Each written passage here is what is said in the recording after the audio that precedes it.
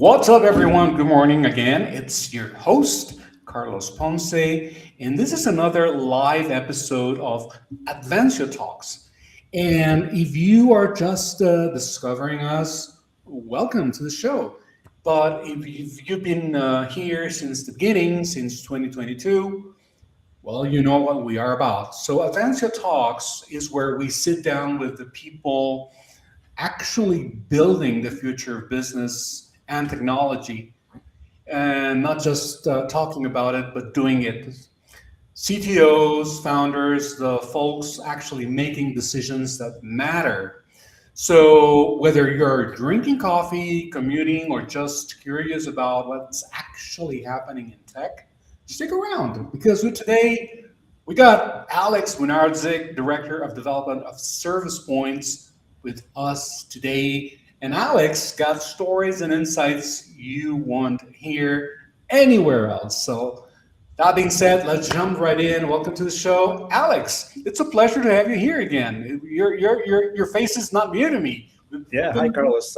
I think this is a third podcast or Yes, interview, I want to call it. exactly. And Yes. I always enjoyed your shows, really well done and to the point. So I'm excited to be here today.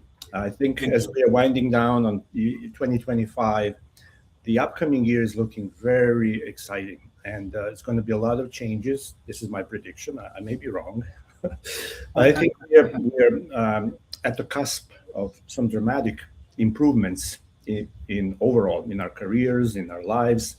There's a lot of potential, and of course, there's a lot of potential pitfalls. And I'll try and mention some of those. What are the advantages or the opportunities versus what are the hidden, a little bit of a minefield as we are stepping through this. But Right. things are moving fast, as we all have noticed, much Yes. faster than we've ever experienced in our lives. I've been in this business for 35 years, Okay. really doing this since 1990. And so I've kind of seen the whole gamut and this whole evolution and how it accelerates and keeps speeding up and expanding. And it's getting more and more into the territory where we are truly amalgamating technology with business and with our daily lives. Mm-hmm. It's exciting, but it's also a lot of challenges. And, I have a lot of battle scars and bruises to show, but you can't have, some gain without some pain. So I'm hoping today you and I can go through some of these challenges that are currently in front of us. My current role is I'm directing the development of a early stage startup, which is in the medical tech field, trying to automate some of the very highly regulated and very intricate processes happening in healthcare, Mm-hmm. health insurance, and scheduling appointments with medical staff, doctors, hospitals, etc. It's a vast field. I've been involved in health tech for a long time, since my first job was 1993, where I worked for the local government agency, BC Info Health here in Mm-hmm. Vancouver, and then moving to health authority. So mostly, throughout my career, I was in fintech and healthcare insurance, and uh, and then also some startups connected with legal. These Mm-hmm. are highly regulated environments, and they pose unique challenges. So Mm-hmm. a greenfield startup, they can just go in and do whatever they want. Here, you have to comply. Compliance is, and also to be extremely safe and secure. You know, Right. Right. against cybercrime, which is rampant and getting worse and worse. Right? Mm-hmm. So, it's a very complex field. And today I'm hoping to talk a little bit about not only technology, but also from the people side, from the process side, how people organize themselves and what are the optimal ways to tackle this. Because some of the old models that used to proven old models may not continue to be fully functioning in this new brave new world. So we need Mm-hmm. to pivot and we need to learn new ways of collaborating Mm-hmm. and rolling with this. So I can touch upon that later through our conversation. But basically, this sets the stage. Right. Unless you want me to talk about anything else, I think we can continue now. No, that's fine. I'm sure we're going to have, I mean, there's going to be a lot of questions through the course of the conversation, and there's going to be a lot of angles that we might touch on. But before we go there, just can you briefly mention specifically about the company that you represent, Service Points? What is your value proposition? What is exactly the problem that you're solving, and how did it come about? Basically, the most pressing problem is lack of automation. Because believe it or not, even today, at the end of 2025, a lot of these organizations are still pretty manual to the point where they are processing information via sending and receiving faxes and then doing manual check and recheck, which is very tedious and error prone and expensive. And so that's one area where we can move in and propose full automation so that it's kind of seamless and error free of errors and fully compliant with all the regulations, as well as leveraging the emerging AI technologies, which AI in current state is really good dealing with non-structured information, because SaaS or Surface Software as Service has been maturing, but it's all based on the structured information that is well structured. The data elements are clearly defined, and you have your formalized system that can process the workflow, the transforming of the values. But there are a lot of documents, and there are a lot of kind of fuzzy areas where you can not easily structure those things. And so you need human workforce to actually open the document and eyeball and interpret and distill, which is very error intense, labor intense, error prone. And so we are finding that AI is pretty good at that, at kind of detecting patterns and sussing out the salient information, summarizing and expediting processing, which otherwise takes weeks. And so, you often you know that people saying, okay, there's a big lineup, so I want to go see the doctor, and it's kind of, everything is moving at glacial pace. Part of the reason is, I think, this manual heavy lifting with having to, process copious documentation and check and recheck. So we are hoping that by leveraging AI, we can make this process more efficient, economically also more efficient, but also more accurate and less error prone. So it's basically what we propose to bring to the market as a value. Are you still there? Yes, sorry about that. No, it's just that I had to disappear for a second. Sure.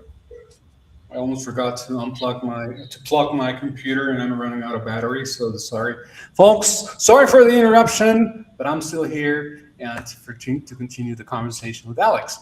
Okay, Alex, thank you for elaborating on that and on the company. And at the end, we're going to share some information about your company so we can get a hold of you, and if those want to reach out. I'd like to jump into today's topic. I was really looking forward to this because I think it's it's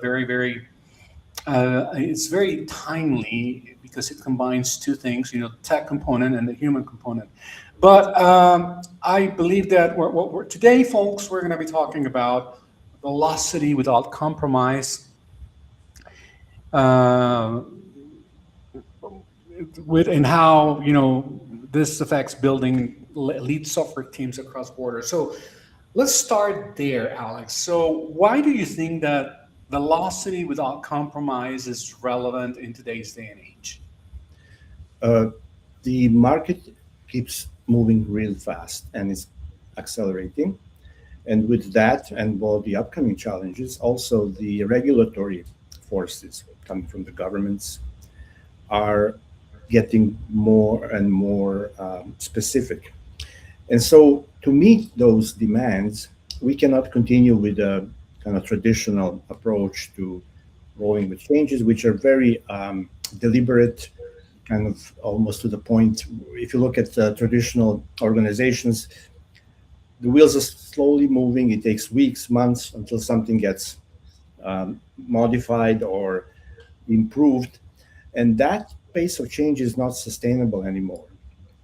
So either businesses get trampled by a more aggressive competition, or the level or the quality of service degrades because everything is taking for too long. So velocity means that, in my mind, the shortest path to value. Mm-hmm. Identify that, hey, here's the value here. We currently don't have it. It would be great if we could have it. It would really save our day.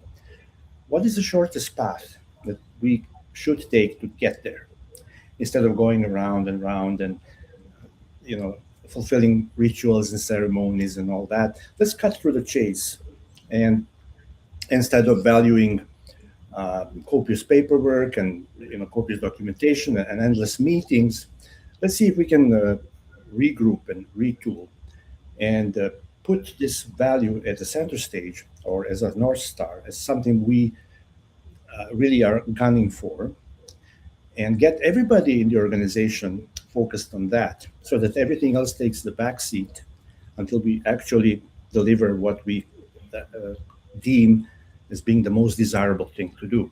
That Mm-hmm. that implies that people should be in lockstep. It shouldn't be like different departments pulling in different directions. The left hand doesn't know what the right hand's doing, which creates those kind of stalemate situations, and where the needle is not moving. Everybody's super busy, but you don't see any progress. Mm-hmm. Velocity means the needle is moving, and it is moving in the right direction. So it's not just enough to see the needle moving. If it's moving in the wrong direction, then it's wasted, right? It's something should be, we should intervene and stop and steer. Mm-hmm. So being able, um, the kind of what I see the current trend in how technology interacts with the business is interruptibility. We may be charging ahead with some project, and we have chartered it and we are happy, but we should be able to be interrupted. In the olden days when I was working, when we have hardened on a project and we are rolling, nobody can interrupt that.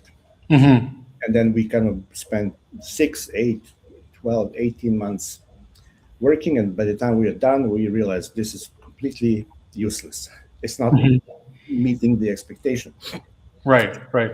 So it is new, I think, new mentality or new mindset is that we should make ourselves interruptible.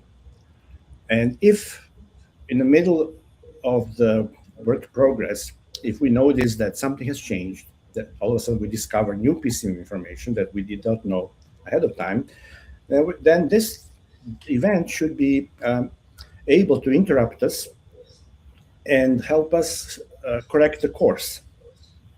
Instead of saying, no, no, no, we have our roadmap, we have a 5-year plan, and we're just charging straight Mm-hmm. line. It's kind of foolhardy, right?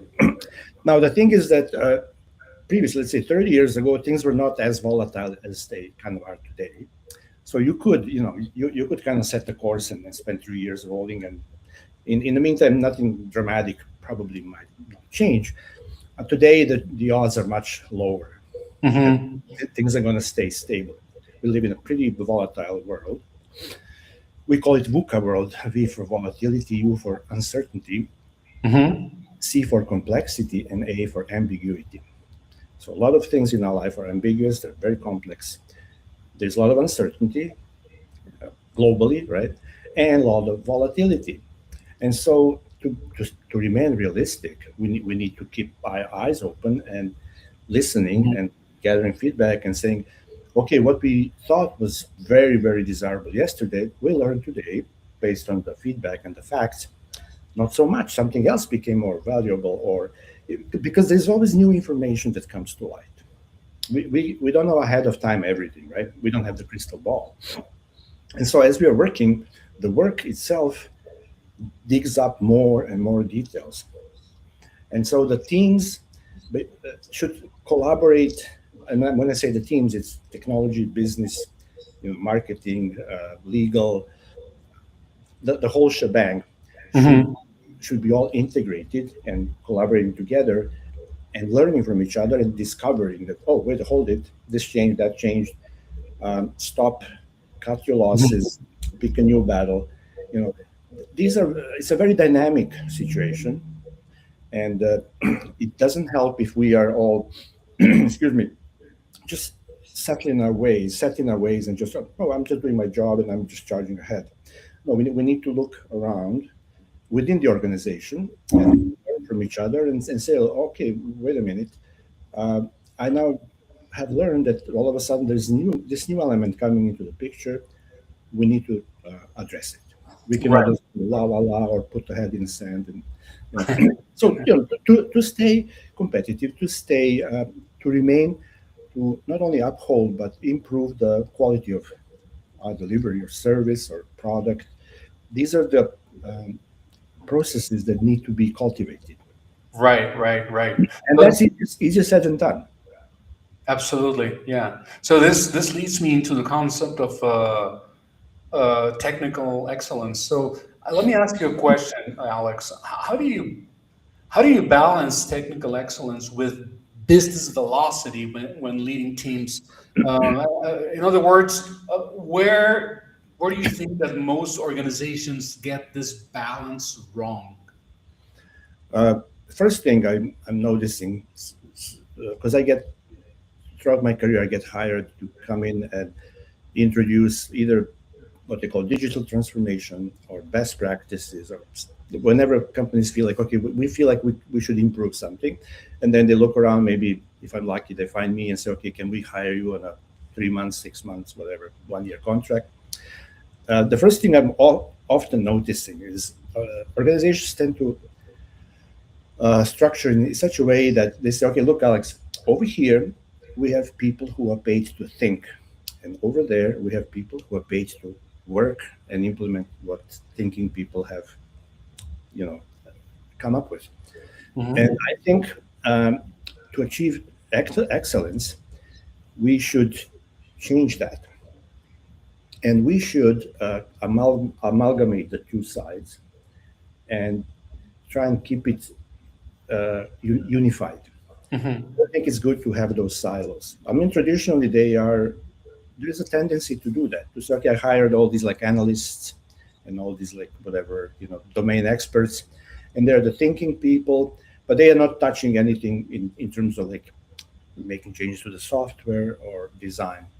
And then there's a handoff that when they're done with their requirement and the specification, then there's a big document over to the technical people, and they just implement the specification or the blueprint or however, or requirement document, however you want to call it. So then technology becomes like department becomes like an order taker, just taking like a short cook order, like, okay, make me a sandwich, make me a burger, hold the mayo, it's already been all specified. In reality, that's not very efficient nowadays, and we need to open up the possibility for people who are actually building products to have a say and to have their own input and to collaborate with people who are domain experts, and so that the entire team becomes aware of what the constraints are, what the opportunities are, and then they can steer the process by reacting to the information that gets uncovered or discovered as the work unfolds. Again, it's proven in many occasions that it's extremely difficult to predict what's going to happen. For example, in March next year or May next year. I mean, we can daydream, but as the saying goes, reality bats last. So we need to remain open to uh, get getting the feedback from the field, from the real life, and adjusting our course. And to be able to do that, we need technical excellence, which means not only technical excellence in the sense of software code or algorithms, etc., but also in the sense of collaboration with the entire organization. Right. That without that, we cannot have excellence. We can just have some, polishing or gold plating some part of the process, while other parts are not aligned. And in the process, it just we are not creating shortest path to value. We're spinning our wheels. Everybody is constantly busy, but things are not being delivered. Right, right. You mentioned a few minutes ago the transformation, digital transformation. So, and I know you are a strong advocate of, for Agile and DevOps. So, let me ask you something. What is the most common mistake that companies make when trying to implement these practices in, let's say, in nearshore or this or in a distributed team environment? The most common mistake I see is striving to introduce a new concept or a new process or a new discipline by uh, how should I put it? By still keeping it within the familiar realm.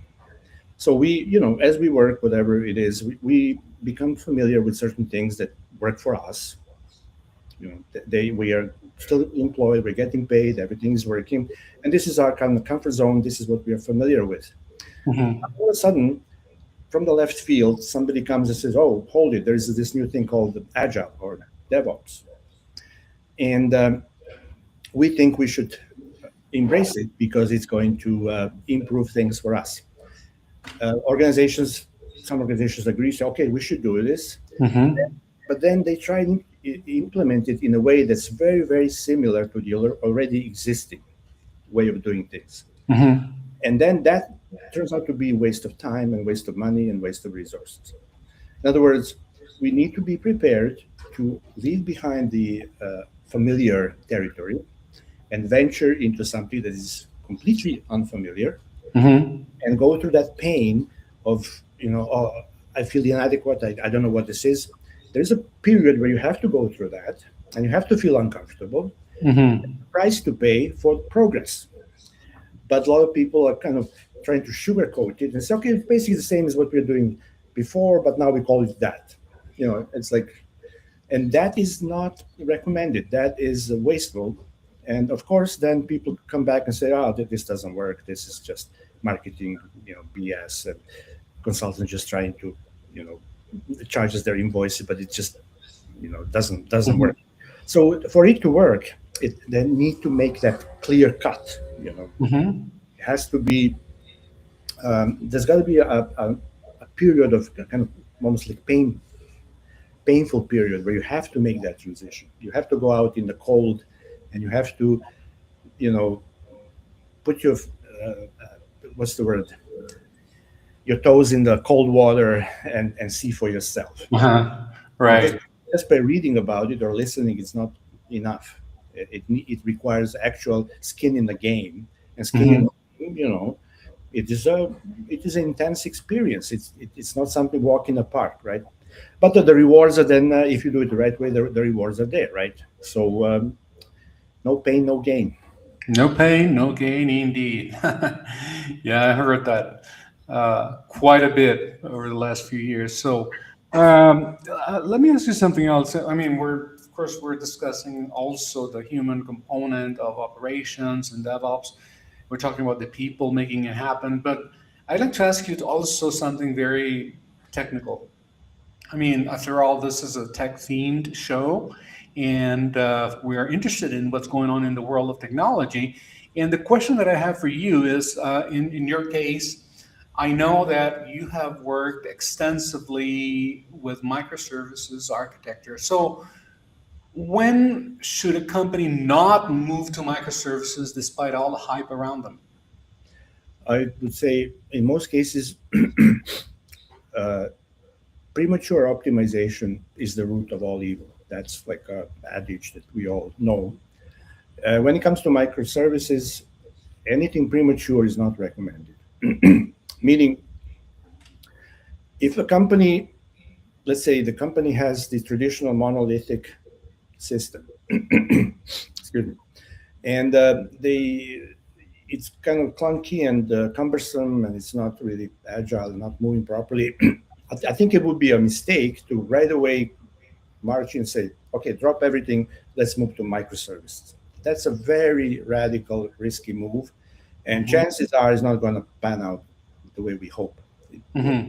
So really would not recommend such a drastic surgical cut. Mm-hmm. That brain surgery is not recommended, in my opinion. So what I would recommend is first, in such case, when you feel a pain point and you feel like you're stuck, like a truck stuck in the mud and it's not moving the way you like it, to work with that monolith and try and modularize it within the monolith. In other words, tease apart various domains and areas that maybe your monolith is what they call big ball of mud or ball of spaghetti code, where everything is intertwined and everything is tightly coupled, and there's a lot of global values, etc., which is a huge problem.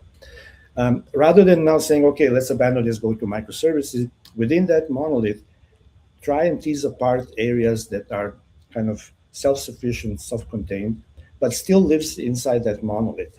Mm-hmm. Then, if that works, now you have a much better position, a much better platform to say, okay, now that we have separated these concerns and they are kind of, uh, each one has a single responsibility principle and is well tested, now we are in much better position to say, okay, and now let's just go one step further, tease them apart by actually dragging them all the way apart so that they can be independently deployed.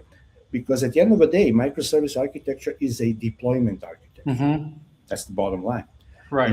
you want to be in a position where you can independently deploy smaller chunks without affecting the other ones that are sitting, so that it creates a situation where you're more nimble with changes. Right. But I would recommend this kind of staggered process rather than radical cut. Okay. Gotcha. Cool. My Cool. advice, yeah.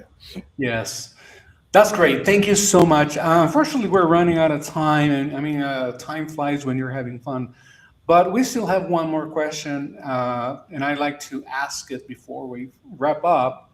This is about, with first of all, this is the last show of the year, so Mhm. thank you for a great close.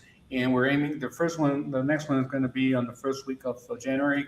I'll share the info in a bit. But as we step into 2026, which is the future, which is right around the corner, so and so let me ask you about the future a little bit. So looking at, let's say, at the next 3 to 5 years from now, how do you see the relationship between business teams and engineering teams evolving? What should both sides be doing differently from your perspective?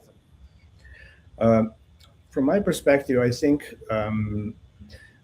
the businesses should start leveraging AI, but in a very carefully uh, organized fashion, not just embracing wholesale like microservices and then going gangbusters and falling flat on their faces. The AI is very good at um,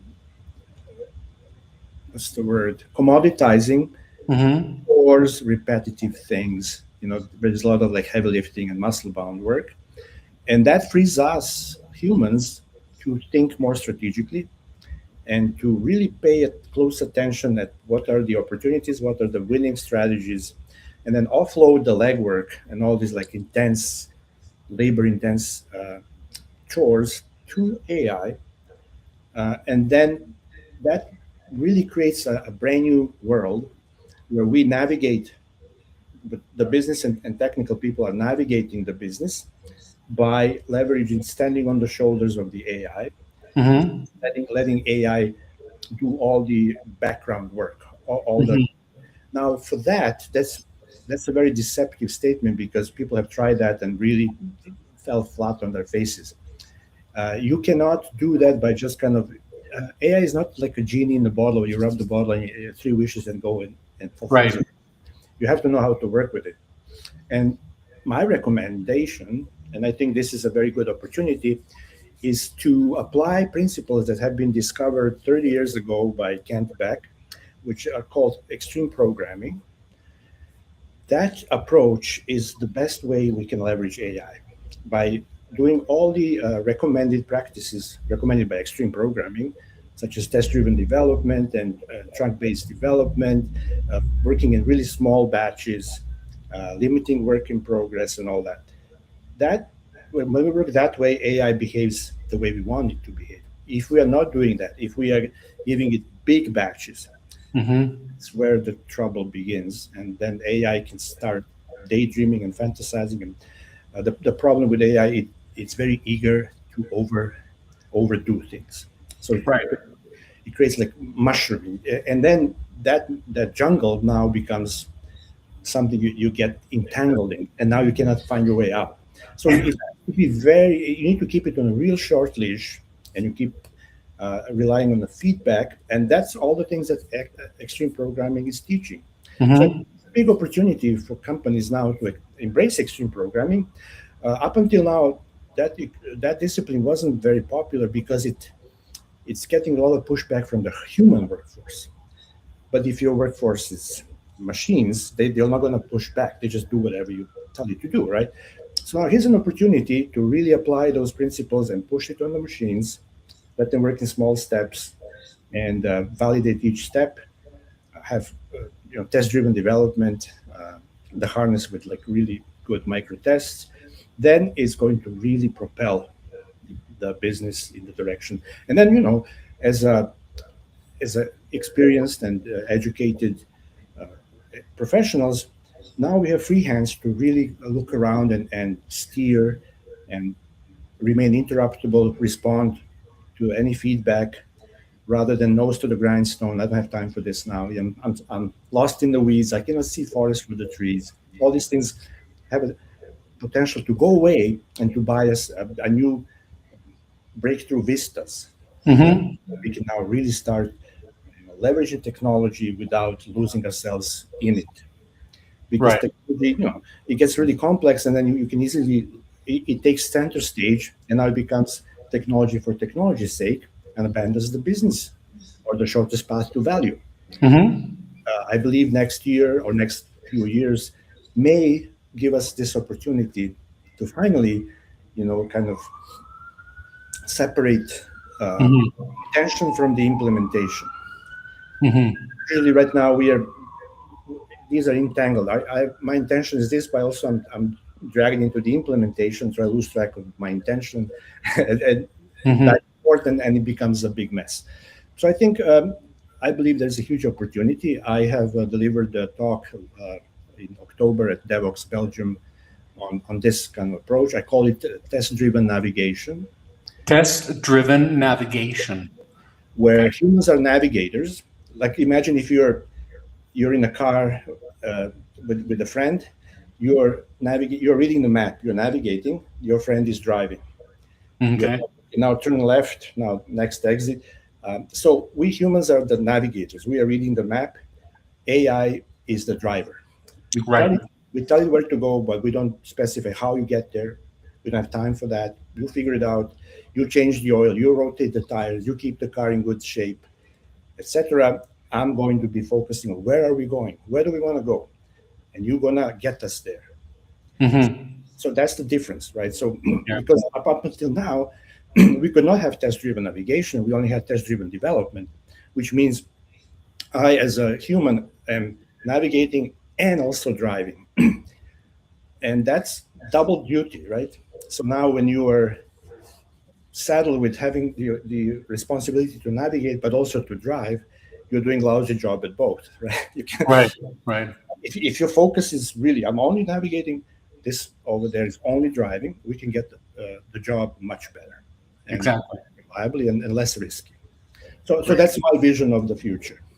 Yeah, thank you for sharing, Alex. Unfortunately, we have run out of time, but folks, if you're watching, we are displaying. This is one of the ways that you can reach out to Alex. It's right there on the ticker at the bottom. That's his LinkedIn profile. So it's simple. It's just his name, Alex Bunardzic, with a Z, Zick, right? Alex Bunardzic, yeah, on LinkedIn. And Alex, do you have an email to share, like or a Yeah, website? yeah.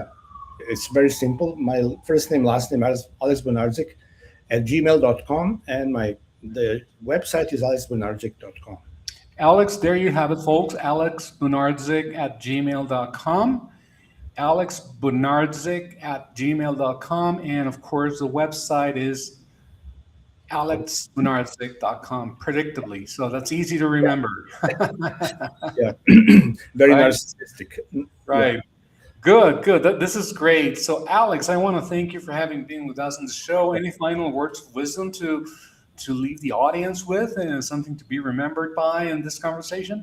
Oh, thank you, Carlos. I just want to again mention that, sorry, that we are at the point where we need to start seriously collaborating. What I'm seeing a lot is people tend to confuse collaboration with communication. So when I say, why aren't we collaborating? People say, we are on Slack channel, we are sending emails. That's not collaboration, that's communication. Hmm. It means we're actively working hands-on on getting this thing into customers' hands, all of us, right? Because there's many dimensions and aspects of service or delivery, and so everybody has to have skin in the game. We cannot have people sitting in the ivory tower and just handing over a piece of paper. So, okay, you go and do it, unless Hmm. it's a machine, right? What we talked about. But Right. with humans, everybody needs to feel they belong. Everybody needs to feel that contributing value. Everybody needs to feel that their teammates have their backs. Nobody should feel threatened or kind of anxious, or oh my god, am I going to lose my job? That's not good for delivering value. So Hmm. teamwork, intense teamwork, being together, whether face to face or you and I on camera. But this is a recipe for success in my experience. And so this new technology, as I mentioned, the AI, gives us the opportunity to have more free time to collaborate, rather than going away and banging on a keyboard and writing code, which can suss out all your energy and all your focus. Hmm. Resurface from that. Let the machines worry about maintaining the vehicle and keeping in good order, and let us talk about how can we make our lives better, our experience better, smoother, humane dimension, feel good, not feel threatened. Um, all these things, I think, are within our reach. We just have to decide. Okay, let's get together, Right. talking, Absolutely. conversation. Absolutely. Well, Alex, it's been a pleasure again to have you here on the show. I really want to thank you for having joined us today. And for those of you who are watching, of course, like I said before, this is the last show of the year. But I'm going to encourage the viewers, I'm going to encourage everybody to keep an eye on what's coming. So you see right there, you have the address to the calendar of events. Just go there, advancio.com/tech dash talks. So everything that's going to be happening on the next on the new year is going to be there. Again, advancio.com/tech dash talks. And without that being said, Alex, I wish you a great end of the year celebration, and of course, the folks that you're watching, if you're watching live or you're watching the next few weeks, the recorded version of the show. Stay with us as we step into 2026. And without further ado, thank you so much, Thank you. and thank you, Alex, again. Thank you, And Carlos, for inviting me. and sure, and see you next time, folks. See you next year.